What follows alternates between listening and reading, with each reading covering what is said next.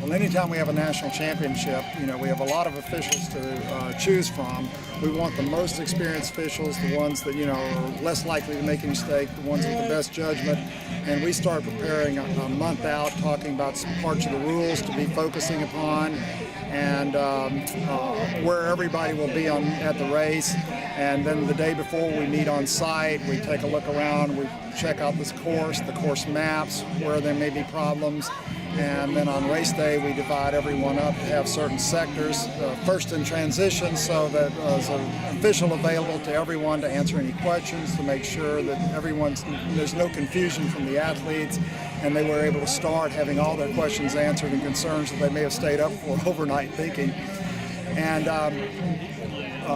we come out of transition, we put somebody at the swim, we put somebody at the transition exit to make sure, chin straps, dismount line, wave start jumping, those kinds of things we have to think about. And then the rest to go out on the motorcycle, which will set up zones along the course to ensure that everybody in the race, no matter what wave, is going through more than one official who will be observing their behavior on the course, and if they're following the bicycle position rules and so forth. And we also estimate what it's going to be like by the number of people, so we can get back in time to have the penalties in the computer before our deadline, so that athletes can come speak to us.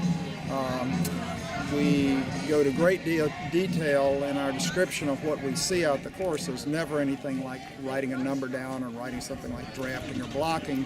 We are not even allowed to use those terms when we make our description. You must say, for instance, an athlete with their race number, their sex, and their bike brand in order to establish identity.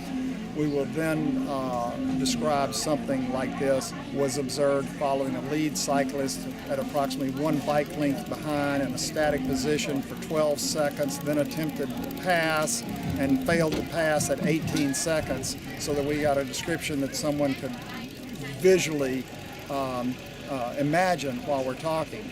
That way athletes can learn from their mistakes should they decide to ask us about it, and we think that's the best way to be fair and give due process to the athlete themselves, that every official must be very articulate and be able to completely describe what they saw, or it's not going to be a penalty.